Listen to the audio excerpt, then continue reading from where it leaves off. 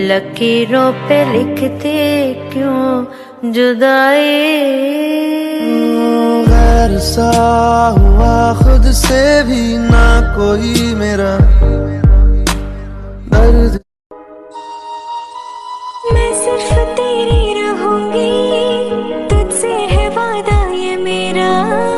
तू मांग ले मुस्कुरा के, मेरा प्यार हक है तेरा। गल सुनो जी सर। जे मैं थोड़ी मदद करा जी हाँ। ते तुसी मेरी की मदद करो। देखो ना जी नू जी है, उस तो बाद फिर जी नू जी नू जी नू जी। तेरी शादी हुई है? नहीं ते ਵੱਡੇ ਕਿਵੇਂ ਹੋ ਗਏ ਆ? शादी ਨੂੰ ਹੋ ਗਏ ਨੇ, ਬੱਚੇ ਨੂੰ ਤਰਸ ਗਈ ਆ ਮੈਂ ਤੇ। ਬੱਚੇ ਨੂੰ ਤਰਸ ਗਈ 25 ਦਿਨ ਬਾਹਰ ਰਹੀ 5 ਦਿਨ ਇੱਥੇ ਰਹਿਣੀ ਤੇ ਬੱਚਾ ਸੋਫੇ 'ਚ ਹੋਣਾ ਲੈ 5 ਦਿਨ ਬੱਚੇ ਵਾਸਤੇ ਤੇ ਮਿੰਟ ਚਾਹੀਦਾ ਜੇ ਟਿਕਾ ਕੇ ਲੱਗਾ ਹੋਵੇ। कुछ सोच के बोला होगा तुमने, ये प्यार भी तोला होगा तुमने। अब ना है तो फिर ना सही दिल पर। अपनी बीवी ਨੂੰ ਡਾਕਟਰ ਕੋਲ ਲੈ ਕੇ ਜਾ ਕੇ ਥੱਲੇ ਭਾਤਾ ਡੜਕਦਾ ਉੱਤੇ ਭਾਓ ਕਹਿੰਦੇ ਜੀ ਉੱਤੇ ਭਾਅ ਦੇ ਬਿਮਾਰ ਕੀਤੀ ਹੈ।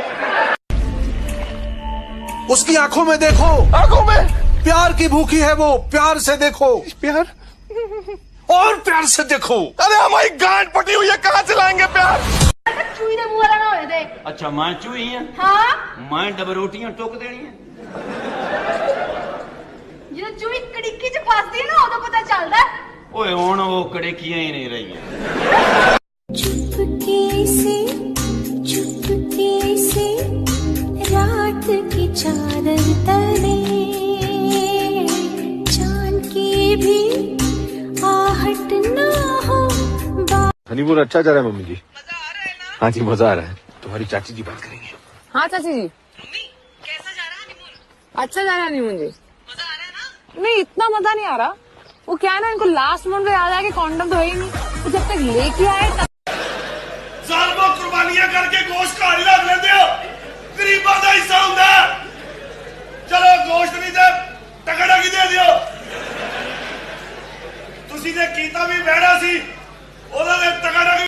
ਜਾਨੂ हाँ जी ਮੇਰੇ ਲਈ ਬਰੀ ਚ ਜ਼ੇਵਰ ਕਿੰਨਾ ਲਿਆਏ ਹੋ? काफी ले आंदा है ਕਿੰਨਾ? अपना इन्ना कि होना है।